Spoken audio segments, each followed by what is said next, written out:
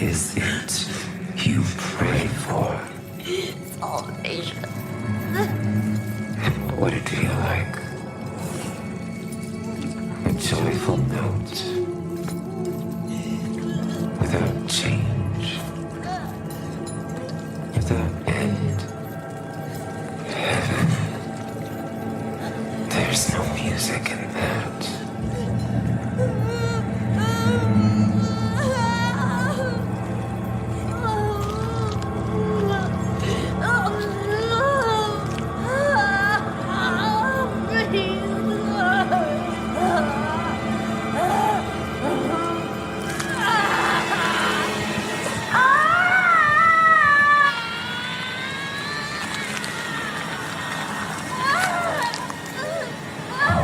This.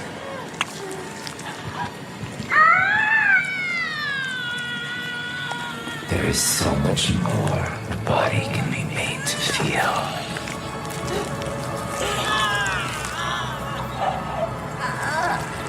And you'll feel it all before we're through.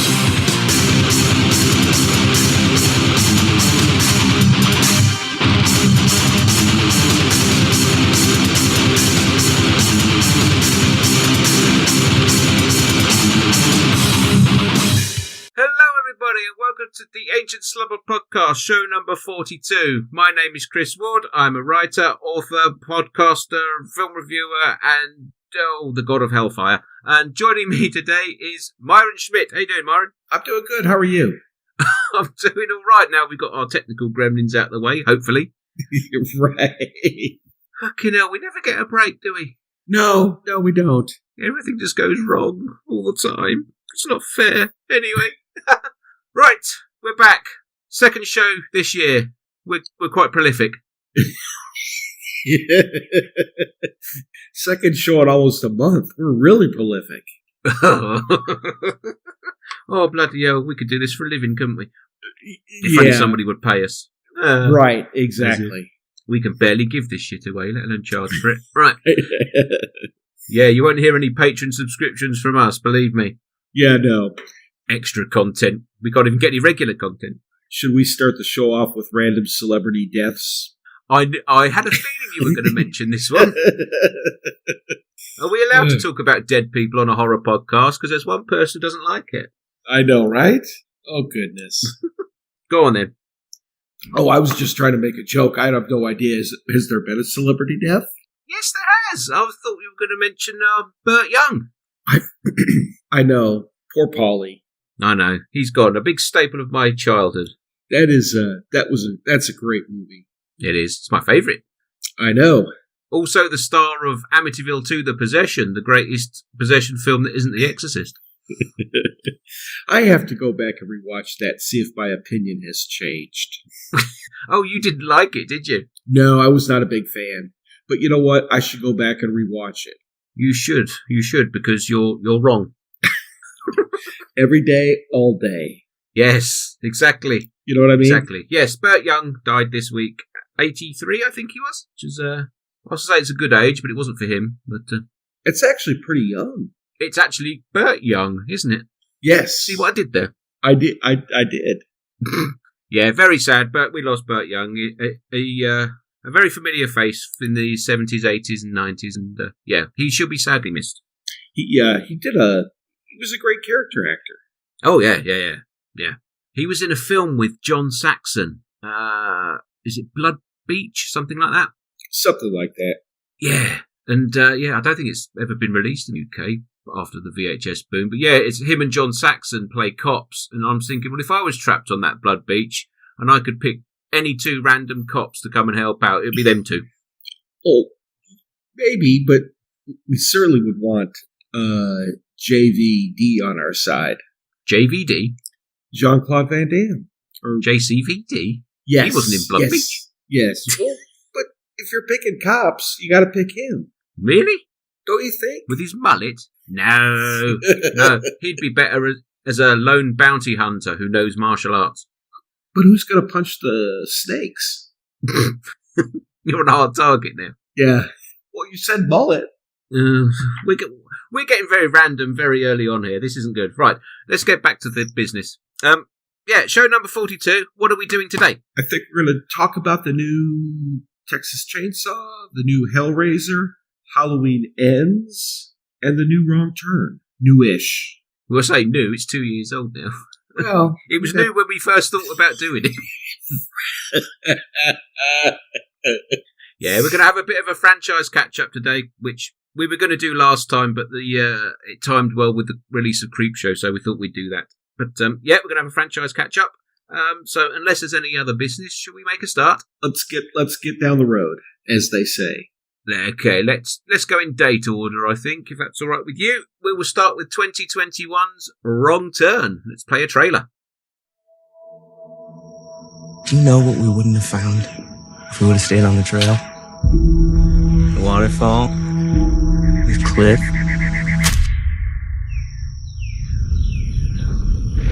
What is that?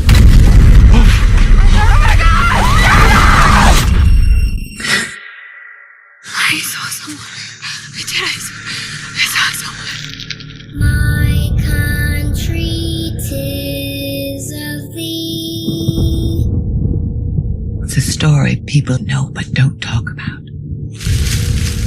Except in whispers, like a ghost story. Sweet land of liberty. We don't bother them. And they don't bother us. Of thee I sing. But anyone who goes up there, what is this place?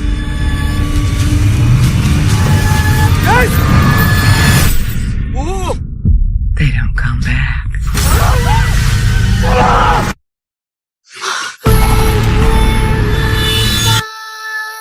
died.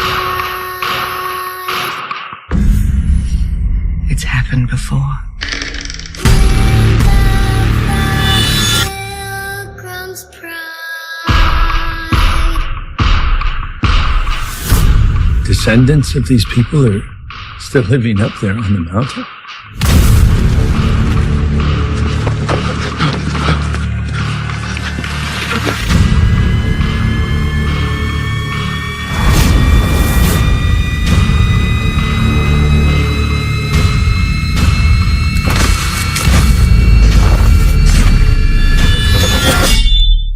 They said they would be the foundation on which a new nation would be built. From every mountain let freedom ring.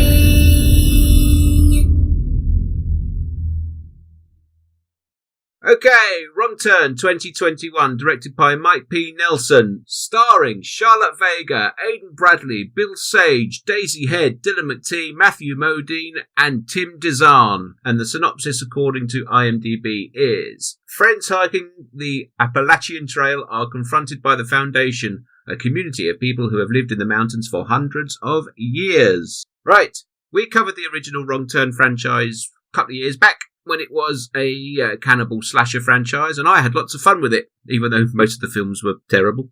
I think I was a bit keener than you were, wasn't I? You were a bit keener than me. That's a true story.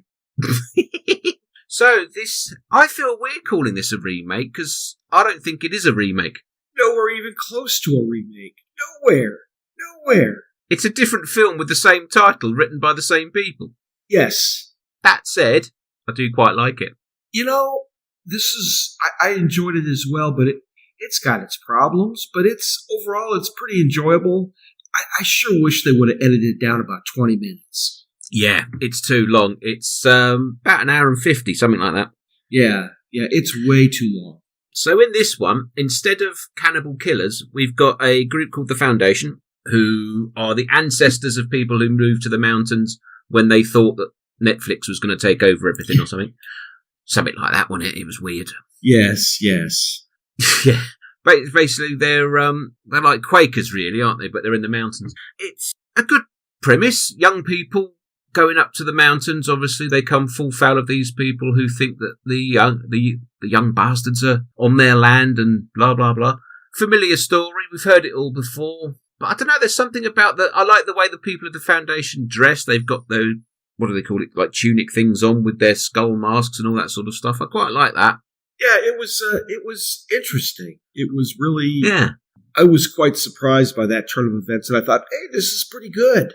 It's pretty good. I mean, the young people in question, I think, are completely horrible, and I didn't really like any of them. The main girl was okay. Named Charlotte Vega. Yeah. I did like Bill Sage, who played the leader of the Foundation. I thought he was very good. Actually, he was extremely good, very, very convincing. I really, really enjoyed. He got you to hate him right away. Yeah, but he was threatening, but he was also, I don't want to say friendly, but he wasn't loud and shouting and in your face and he was very calm, very well spoken, very understated, I think is the word. Exactly. I think they had great setup. They had a great set piece with, the Foundation. Overall, it was enjoyable. It was. What I didn't like so much is I don't think they went into the history of the Foundation enough, and they spent too long. I know you've got to set up characters, but they spent too long setting up these teenagers who were really just fodder anyway. Right, exactly. And they really were bloody annoying. Out of the films we're covering today, they're not the most annoying. We'll get there in a minute. No, they're not. How can I articulate this? It felt to me like it was a checklist of different character types that you have to include in a film these days. Yes, and what's even worse is the ending was full of tick check marks. Yeah, the ending was weird because it sort of got to the very end bit, and suddenly the tone changed, and it became a bit. The main girl had this sort of vision of attacking the guy from the Foundation, and then she suddenly wakes up and it was a vision, and then she goes after him for real. Right. You had this weird shot where they drive off in a van together, and then the van just crashes into a tree in slow motion, more or less, and she slaughters everybody. Yes, it's presumed that she, went all crazy on him. Which was great, but it didn't fit with the sort of previous hour and 45 minutes where everything was taken deadly seriously. I know. And then she did adopt that little girl. That was sweet. Yeah, the little girl character, I didn't really need that. No, didn't add anything to... No. But, overall, I really enjoyed it. Yeah, I enjoyed it. I don't think I enjoyed it quite as much as I did in 2021. I think when it first came out, I was screaming about it, going, "This is brilliant! This is great! This is like a folk horror reboot of the slasher franchise, and I love it." Yeah, watching it this time, it is too long. It needs 20 minutes shaving off of it, but the gore's very good.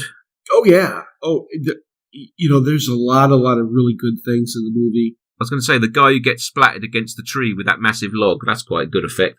Yes.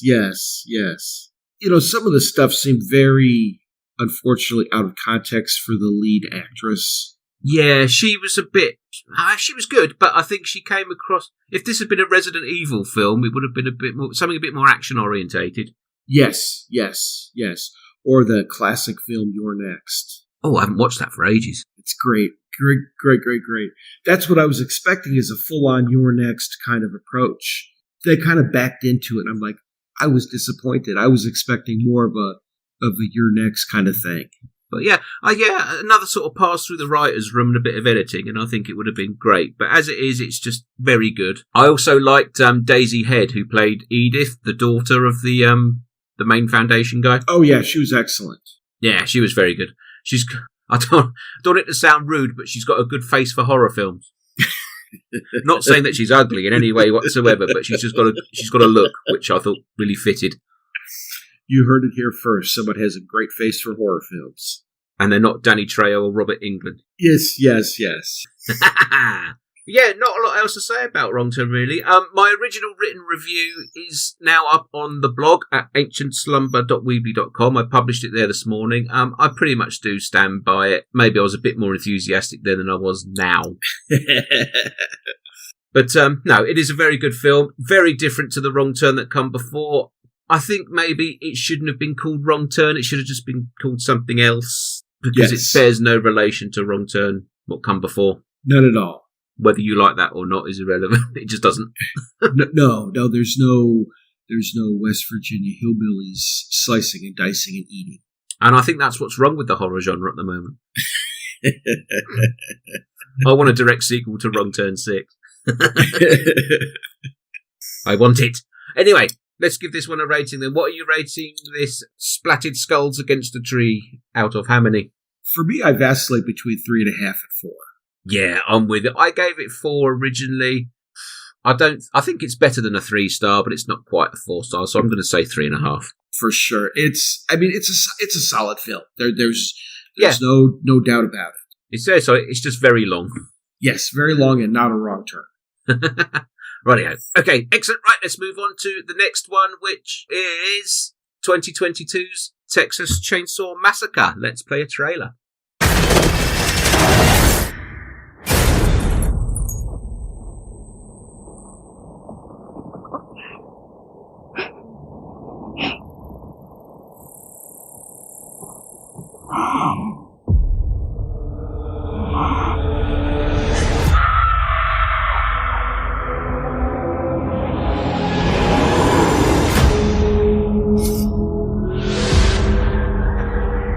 So Harlow is a ghost town. We have a vision for this place. All it needs is young blood. I don't want to live here. This is a chance for people to start fresh somewhere safe. Hey guys, you should see this. What are you doing in our house? You really shouldn't be here.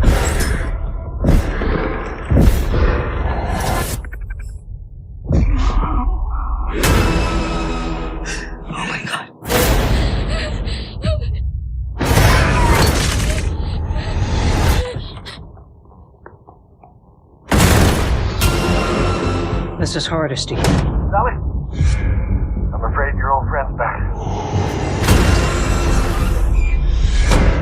50 years I've been waiting for this night.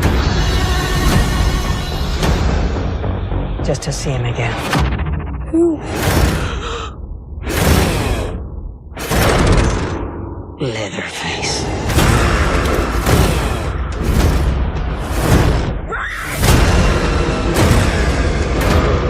Looks like it's you that he wants. I'm not gonna let him kill you.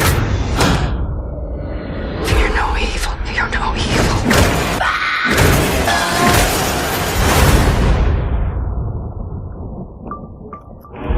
Try anything and you cancel, bro. Oh, fuck.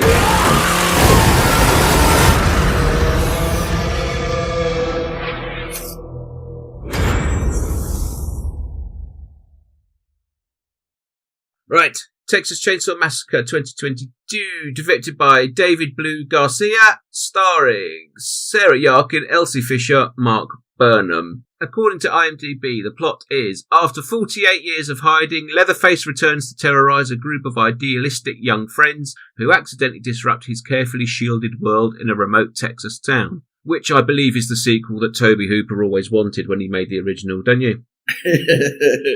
Yeah, I think so. This is deja vu, because I'm sure we've covered at least 3 other films called Texas Chainsaw Massacre before.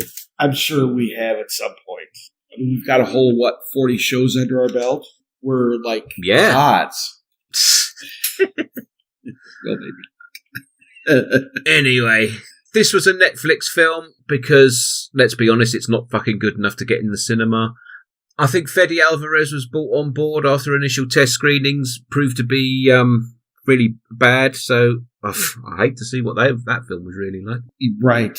Okay, let me set this one up then. Right, as we all know, as you know, I have always been the Texas Chainsaw apologist. I do like this franchise. I do like people being killed with power tools indiscriminately. I don't know what it is. I just do. Obviously, the original film's a classic. The initial 3 sequels that came out vary in quality, but I always have fun with them. Even the amazing Next Generation, which I know you're a big fan of. Matthew McConaughey and a robotic leg. Dear Lord help me. Dear Lord. That's terrible. Well, you say it's terrible compared to this.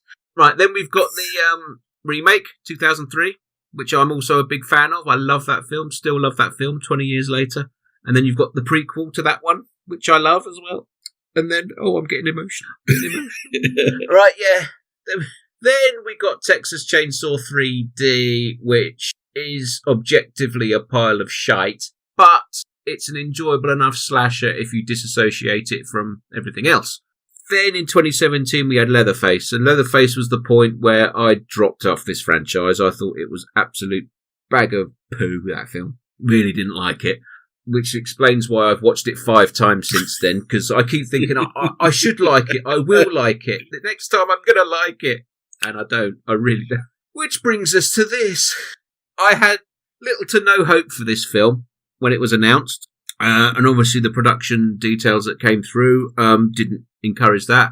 And I'm pleased to say that having no hope when it came out, I wasn't disappointed when I saw it, because I still don't have any fucking hope for it. I don't know what they were thinking. I don't either, and it's one of those where it almost was just a bunch of tropes combined into one with gags. I mean, look at the whole bus scene. Just look at the whole bus scene. They're live streaming their friends getting hacked by Leatherface. Live streaming. Okay. It may interest you to know that the bus scene was probably my favourite scene out the whole thing. Well, that is the only reason that I even have a remote like for the movie was the bus scene. It was just kind of very Tucker and Dale. Yeah, but Tucker and Dale was good. I'm just saying, it's like it. They tried to use that Tucker and Dale kind of approach on the bus. And to some extent, it worked. It was entertaining. Well, it worked because you come to this film to watch people get hacked up with a chainsaw, and that is the scene in which you got it. Right. And let's be honest, the people that were on the bus deserved it, because they were complete and utter. Yes, there's no doubt. They all deserved it. So what did you think of the ending? What I think of the ending? Fine, but so what? You know what I mean? Yep, that was very much ripped right out of the pages of the first Friday the 13th and the first Nightmare on Elm Street, right? Yeah, absolutely. Do those cars drive themselves? Yeah. Apparently they had an autopilot feature. Absolutely, completely. I know you get cars where they you press a button and they park themselves, or you can put on cruise control or something like that, but this car was absolutely driving itself at about 2 miles an hour out of this town. Right. While she had her head stuck out the sunroof screaming. So imagine this. We've just witnessed total carnage, chainsaw, crazy man whacking people to death on the bus with a chainsaw. Are you going to exit the town 2 miles an hour on autopilot? You should have got out and ran. It would have been quicker. Right. It'd have been quicker to walk out of the town. If it had been me, I'd have hit the floor. I'd have the gas pedal to the floor with the brown streak running behind me. If it had been me, I'd have finished him off when I knocked him over with the chainsaw earlier on, but there we go. No, we can't do that. We gotta, No, we can't do that. No, right, okay, so let's go back into the plot a bit. Yeah, I've got questions. I mean, so what they're saying is, after the first Texas Chainsaw Massacre, Leatherface went to live in a foster home. Is that what they're telling us? Yes. How old's Leatherface supposed to be? I mean, judging by the build of Gunnar Hansen, he was in his, 20s when he made that first film? Yes. So we're going to assume that Leatherface is the same age or a similar age. So he's a 20-something adult who's going to live in a foster home. Yes. Well, the care system in America is different from what I thought it was. Well, especially in the Texas Chainsaw universe. Yeah, it's just like all these sort of modern they're trying to fit in this film to something that happened before. In no way, shape or form would this have ever happened. Right. It's just shit. So you got that. And then you've got these young people turning up into the town. Let's be honest, I wanted to kill these people with a chainsaw. These make the young people in Wrong Turn look like my best friends. It's just, Right. Who's the main? Sarah Yarkin, right? Fine actress, not a problem with her personally, but the character she was playing was fucking horrible. And you're not supposed to root for Leatherface in these films. No. But the second he steps on that bus, you're thinking, "Oh, just do it. Just go through them all. Go on." Yeah, exactly. Who am I rooting for in this film? I'm not supposed to root for Leatherface because he's the villain, but he's the reason you watch the film. I'm not rooting for any of the teenage kids because they're all cunts. Let's just say it, they're all cunts. And the Sally Hardesty character, who has no need to be in this film whatsoever. Oh no! She does nothing. They borrowed, right? That's Halloween 2018, right? Oh yeah, they tried to do that. And Yep. all right, they had to recast because the original actress is no longer with us. But why? Why? She doesn't do anything. She's been searching Texas for 40 years and she cannot find someone with learning issues who's in their, we established was in their 20s, built like a brick shithouse, and she can't find him. I know. I mean, I know Texas is big, but how fucking big does it have to be for you not to be able to find someone like... You could walk into any town in Texas and say, have you seen this guy who's about 6'5", 25 stone, but he can't write his name properly, and no one ever sees his face? Could you see? Is there anyone like that here?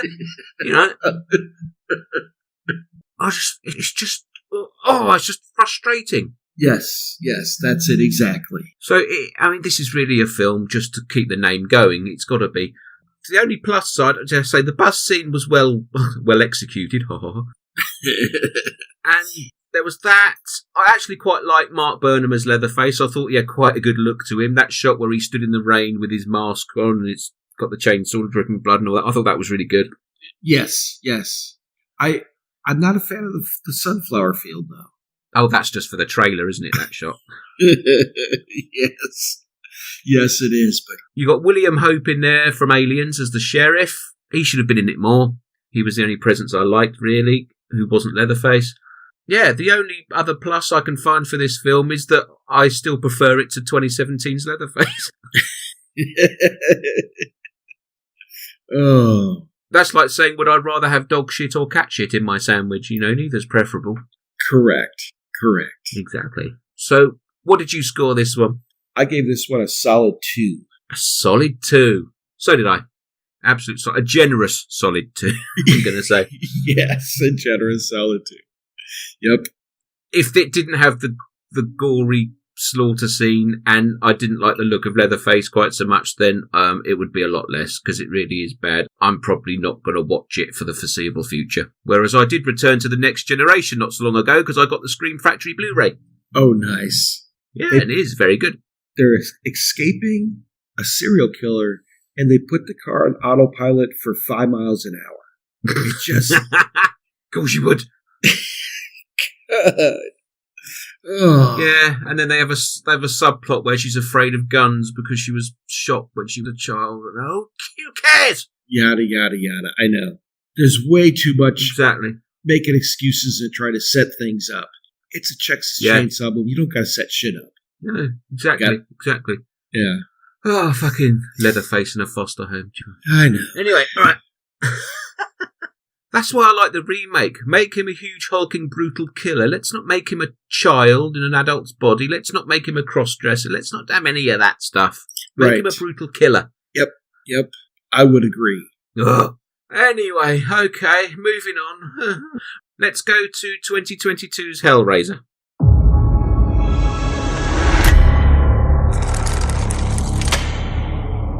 Beautiful, isn't it?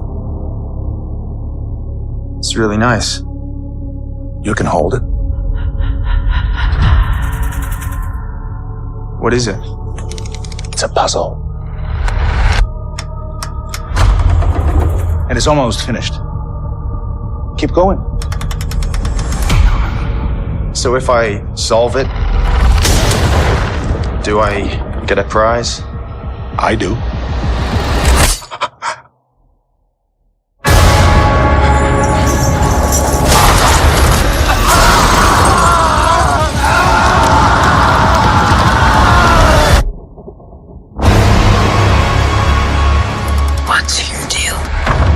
6 sides, 6 configurations.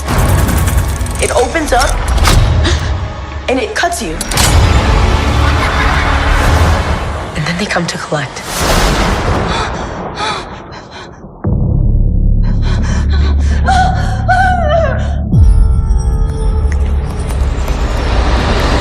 It's time. Greater delights await. We wish to see you proceed. Feed it. Their blood, their pain. All for us. What is it you pray for?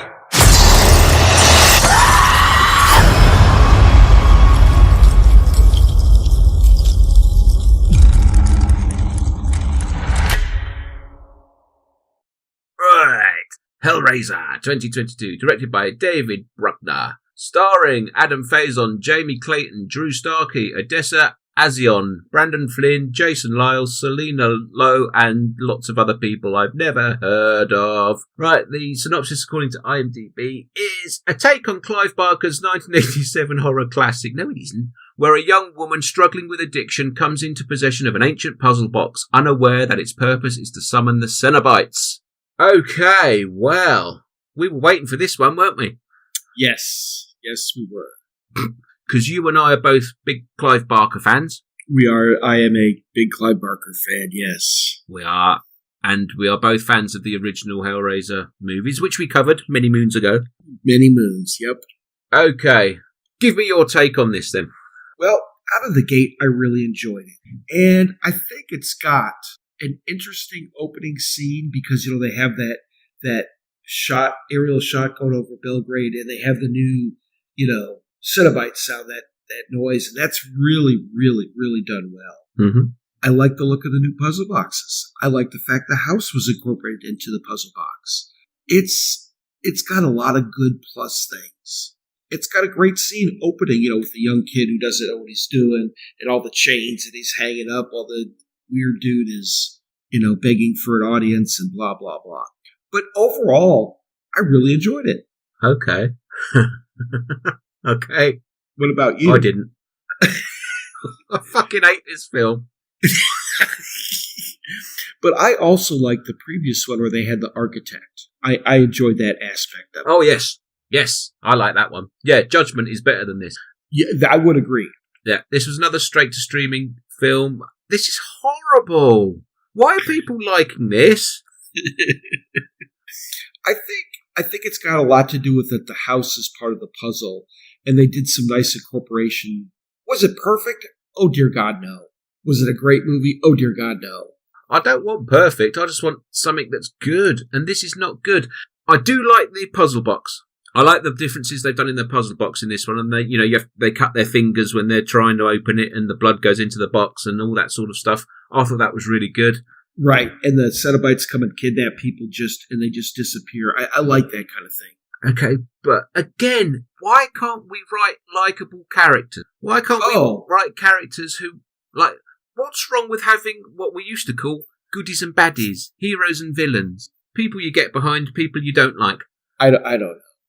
I agree with you on the writing of the terrible characters. And much like with Wrong Turn, the characters here, they've all got their character, again, a tick box. We've got the one with the drug problem, and we've got the gay character, and we've got the character who wants to know all the secrets of the universe. Yeah, okay, yeah, fine, whatever. I don't mind all these character quirks if it plays off in any way, shape or form, but it doesn't. They're just blank canvases on the screen. None of them are likeable. With all the tick boxes checked. Yeah, there's nothing. There's nothing behind the writing. There's nothing there. There's no... In the original one, Hellraiser, you like Kirsty. She's the quote-unquote hero. Sure, absolutely. But you like her. She's got spirit. She's got a backstory. She's got everything that you want. And that's just one character. There's no one here who I go, oh yeah, I like them. I'll get behind them. You know what I think it is I think what people assume that made this movie is that all we want to see is the new puzzle box, the new Cenobites, and that they throw those on the screen, everybody's happy. Yeah, and that's not what a Hellraiser film is. Okay, talking of the Cenobites, did you like the new Cenobites? They're all right. I mean, they're all right. Exactly, they're all right. I don't want them to be all right. I want to go, wow, how'd they do that? Why do they do that? The part of the problem is that you're trying to take an iconic character played by Doug Bradley and you're trying to duplicate it rather than. And I know they made a woman that had Cenobite, all that kind of stuff, but it's just more the same. It almost would have been better if it had been a dude in a trench coat without looking like a Cenobite. He morphed into a Cenobite kind of thing. Yeah, I can see that. Yeah, I mean, they're going to put Pinhead in here. They're always going to, even though I've always said it, the box is the icon of the franchise, not Pinhead. But they're going to put Pinhead in there. They've recast, they've gone with a woman, Jamie Clayton, in the original Hellbound Heart book. Pinhead is, he's got no determined gender. I think it's more masculine features with a feminine voice or whatever. I can't remember, I haven't read it for a long time. But, yeah, okay, interesting. I actually quite like Jamie Clayton's Pinhead. I thought that she did a very good job. Oh, yeah, the actress playing? Absolutely. In a better written story, I'd be very interested to see more of that. But The other Cenobites, forgettable. Where's the black leather? I don't know. They've changed it. That was their iconic look, yeah. Yeah, it's that sort of psychosexual angle, that BDSM thing that the original one. It's not here. It's Clive Barker, for gosh sakes. You got to at least pay, homage to his, And it is basically, I mean, I'm just going to call up my original Letterboxd review, because I basically said, yeah, it's basically, it's a remake of 13 Ghosts more than it is Hellraiser. Right. I would agree. Yeah, it's too long. It doesn't need to be 2 hours long. No, another 20, they need to whack 20 minutes out of that bad boy. Absolutely. The guy playing the, who's, I suppose he's sort of, you could say he's the Frank character in a way, the guy who owns the house, I think his hair dye probably did a better acting job than he did. Yes, exactly. Comedy Al Pacino he came across as. I didn't believe him as the character he was portraying whatsoever. Oh no. It just was, yep. It's just underwhelming. I like the sort of the very last shot where they see the guy who's becoming a Cenobite and they rip all of his skin off. That was quite well done. But no, I felt like they were too restrained. Again, another thing with modern horror films. Too restrained. We can't show sex and violence together. Oh no, couldn't possibly do that. But right. Here's some CGI. Here's some CGI skin coming off. Oh, good. Yeah, that'll do it. Right. It's just dull, underwhelming. It's not sexy. It's not Hellraiser. It's 13 Ghosts with Pinhead. Yep, exactly. Is what it is. And I don't like it, and I've just knocked half a star off my original score while I'm talking because I can. I actually rated this a solid 3. What? So I definitely liked it a little bit more than you. Oh, dearie me. Okay, 1.5. Ouch. 1.5 misshapen puzzle boxes with the fingertip cut off the end out of 5. Yeah. Yeah. I did like the puzzle box designs. Apart from that, not interested. Oh well, didn't like that one. Carrying on, should we move on to Halloween Ends? Yes, we should.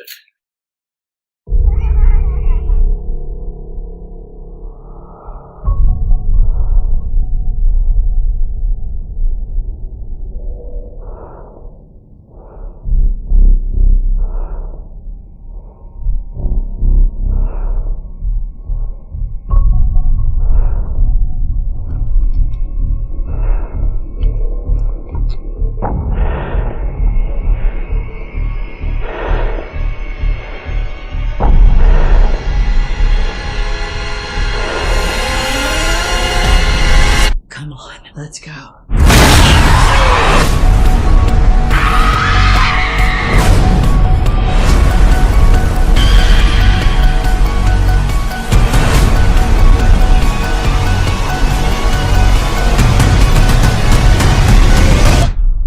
Come and get me, motherfucker.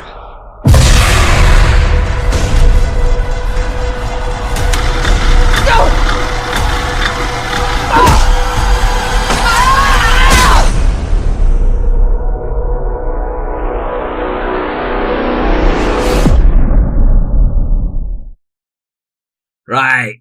Halloween Ends, does it? From 2022, directed by David Gordon Green, who's doing very well with his franchises at the minute. Yes, he is. Starring Jamie Lee Curtis, James Courtney, Rowan Campbell, Andy Matichak, Will Patton, Destiny Moan, Joey Harris, and lots of other people whose names I can't remember. Anthony Hall in this? No, that's the last one. That's Halloween Kills you're thinking of. Is it? Okay. Yeah. Maybe. You did watch the right one, didn't you? Yeah. It's the one.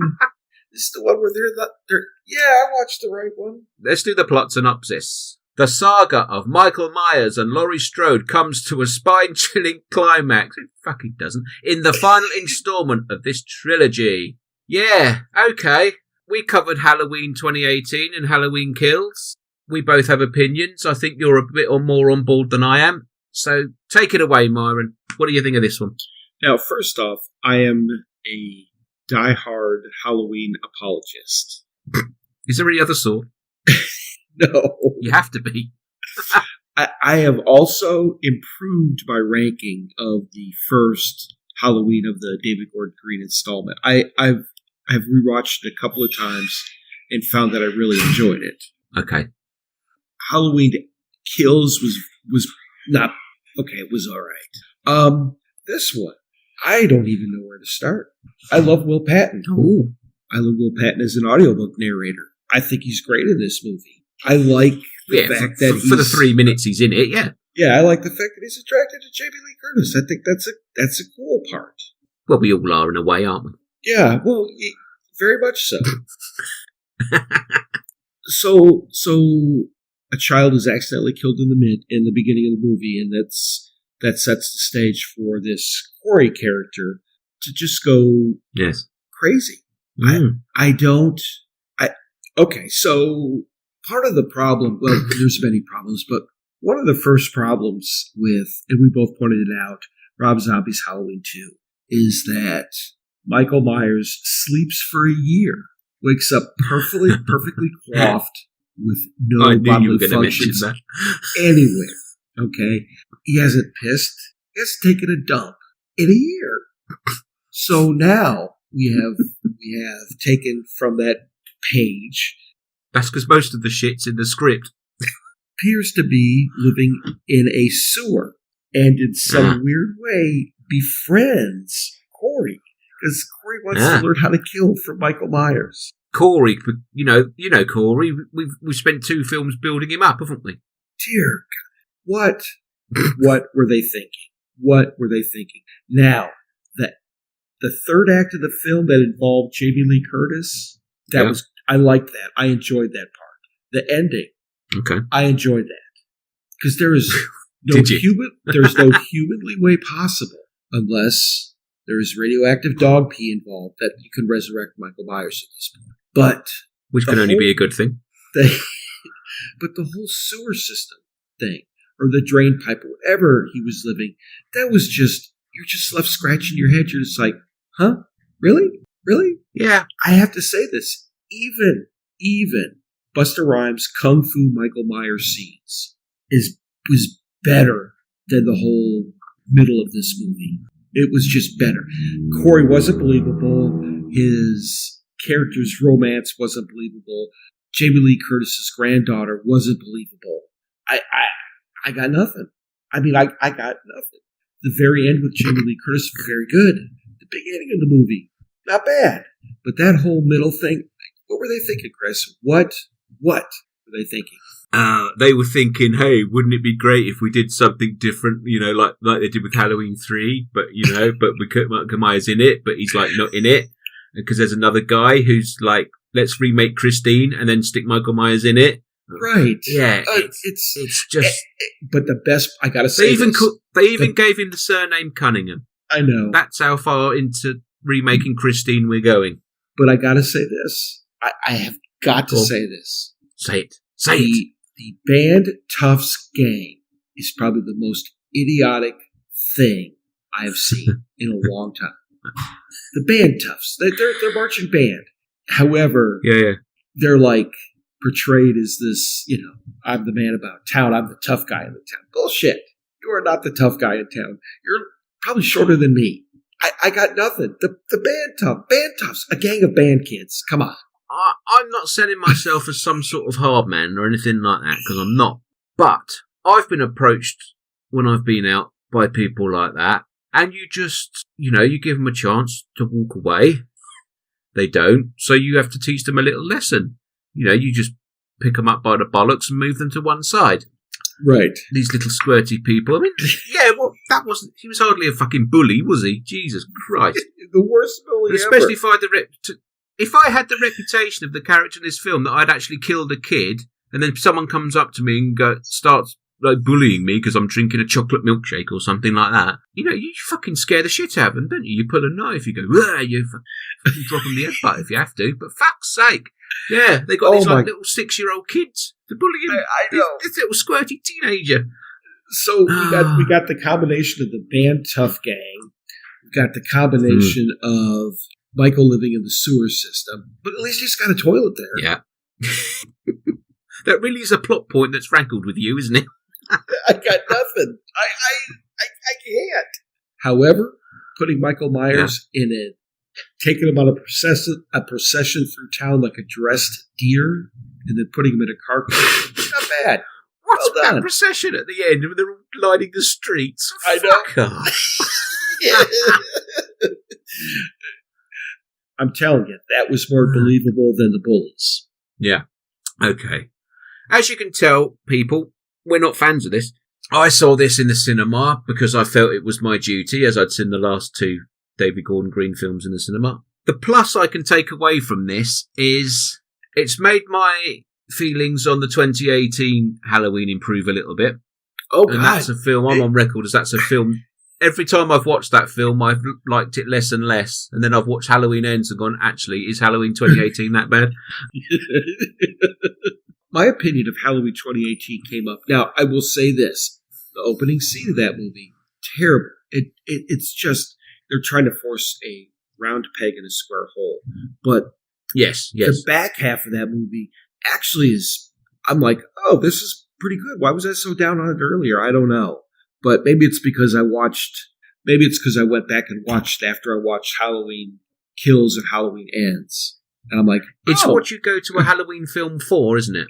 Yes. To see Michael Myers going after people and then people dying. Yes. That's it. Well, Halloween Ends doesn't give you that until the last bit when he fights Laurie Strode. By which time I think it's too late and all my goodwill has gone out the fucking window. I was going to say, the other plus that I've got from this film is with the previous 2 Halloween films, every time, I liked them when I saw them in the cinema, and then every time I've watched them since, I've liked them less and less. With this one, I didn't like it in the cinema, and my opinion hasn't changed. So therefore, it must be a success, right? Right. Yeah. But, it's so funny, because I think the Dangertainment movie is a bad movie, but that brought back good memories of that movie. Just watching this, I'm even Busted did better. I wouldn't say good memories. I'd say less painful ones. Yes, there you go. Less painful ones. It's like you said earlier on. You used the word better quite a lot. I don't think it's better. I just think it's not as shit. Yes. At least the Danger Tape, what's that, Halloween Resurrection, at least that was mildly entertaining. Whether it's good or bad is irrelevant. Again, it's just, okay. Yeah, Halloween Ends. With hindsight now, we can say David Gordon Green, with the reviews coming in of the new Exorcist film and what he's done to that franchise, you can now say, well, we saw it coming when he did Halloween Ends, really. Oh my! Yeah, I mean the fact that John Carpenter and Jamie Lee Curtis stuck their names to this, I just don't understand. And I know Jamie Lee Curtis has wanted to kill this franchise off for years, and she's successfully done that now. I mean, they built up. She's got 40 years of PTSD and trauma and therapy and everything else in Halloween 2018. It was built up that she's become this hard as nails survivor, and it's taken 40 years to get to that point. And then within the timeline of these films, Within a year, she's forgotten all that, and she's now living a happy life after her daughter got murdered by the person who murdered all of her friends. Yes. In less than a year, she's just accepted that. Do you know what I mean? No, people don't work like that. Yeah, I know. It's a little too, way too much fluff in that part. Way too much. It's badly written. You've got this Corey character, and nothing against the actor playing him, but who is he? Who is Corey? We haven't seen him before, so why should we get behind him? Right. You know, all this crap goes on. And it seems like the bad toughs are trying to, be the ones that bring him down to the point where he's going to turn into a killer. The bad toughs again. The bad people. What? Oh, you mean that snotty little kid who's driving his dad's car? That one? Yes. Oh, yeah. He was a bigger menace than Michael Myers in this film, though, wasn't he? Yes. Oh, God. Yeah. I mean, I've got to be honest. I've never been the biggest fan of the Halloween franchise. Love the original, love Halloween 3, and I'd take the 2 Rob Zombie films. Apart from that, I don't care. And having had to rewatch this whole David Gordon Green trilogy in the past year just so I can refresh my memory, and I won't be doing it again in a hurry. One of the biggest positives in the title, Halloween Ends. But it's not going to, because it's coming to TV, isn't it? What did you say? It's coming to TV. Who's got the rights? Not Blumhouse. Somebody else has got the rights. I can't remember who. A24, maybe? I can't remember. So anyway, yeah. Make it They're stop. bringing it to TV. Make it stop. I know. Make it stop. It doesn't have to be Michael Myers. It can be like John Carpenter's original idea of doing an anthology. Yeah, that was 40 fucking years ago. We've had about 12 films of Michael Myers. That is what is associated with the Halloween thing, is Michael Myers. Correct. You're backtracking now. Not everything has to be a fucking TV series. No. Oh, God. Yeah. Halloween, hopefully it has ends. I'm not interested in this franchise anymore. The only time I'll be interested now is if Rob Zombie said, yeah, I'll do a third one. But that's not going to happen. So, yeah, I'm done with it.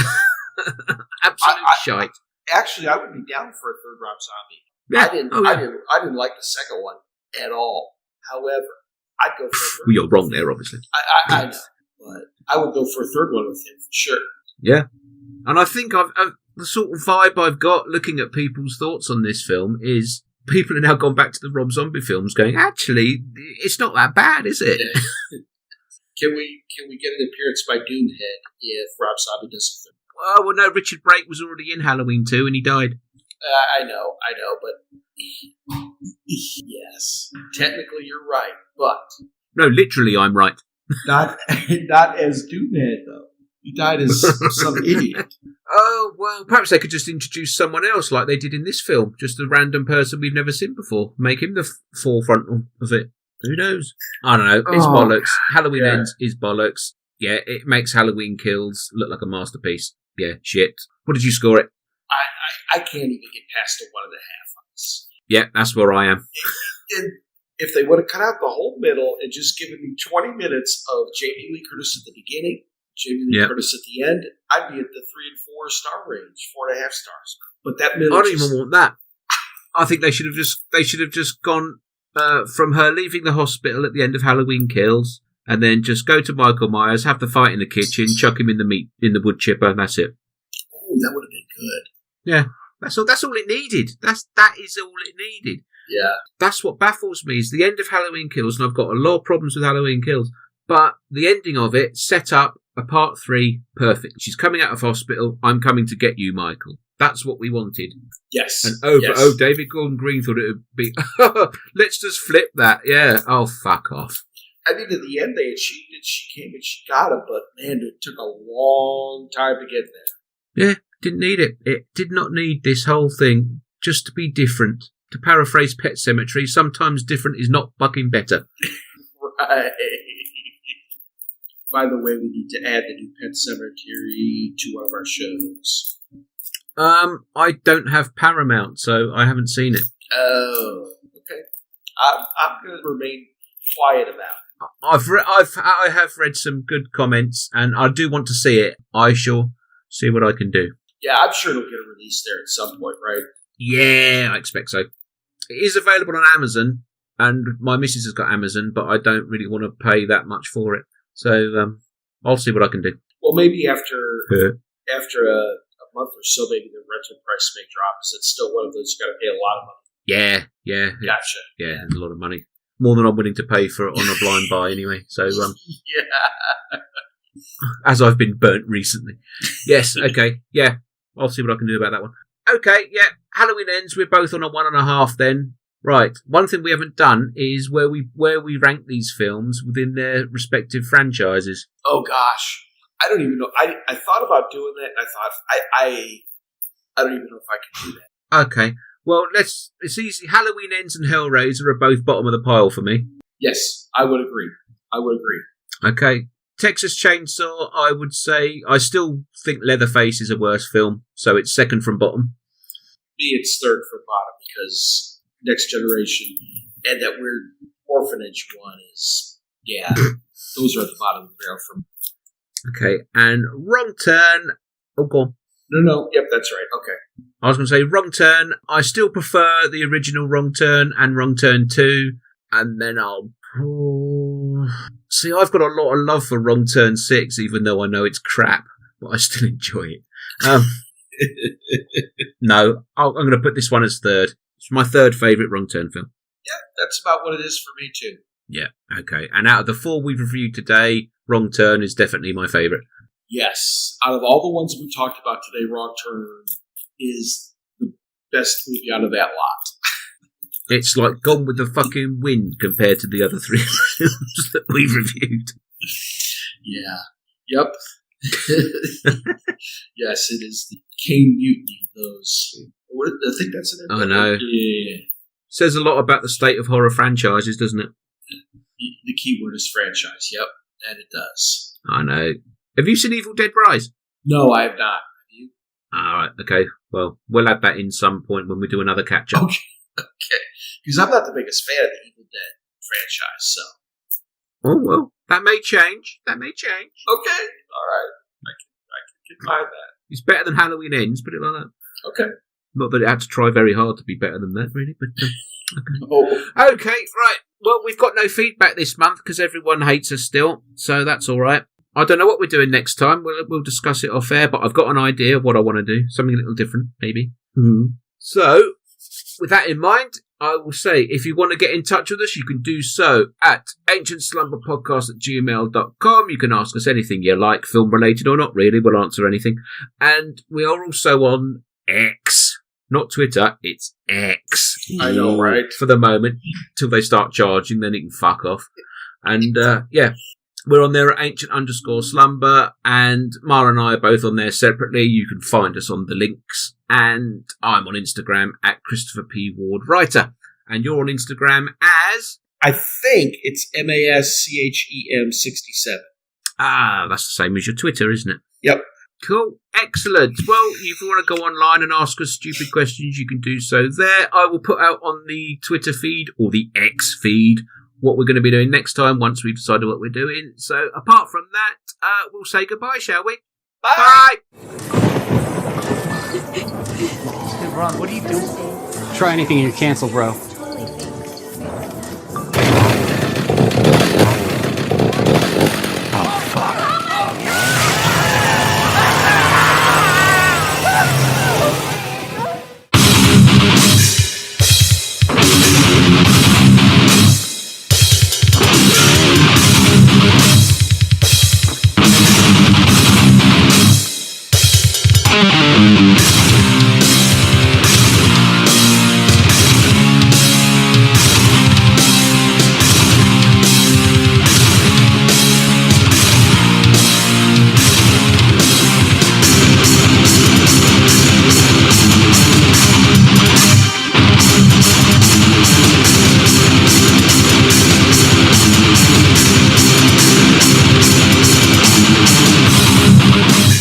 I need to use the bathroom.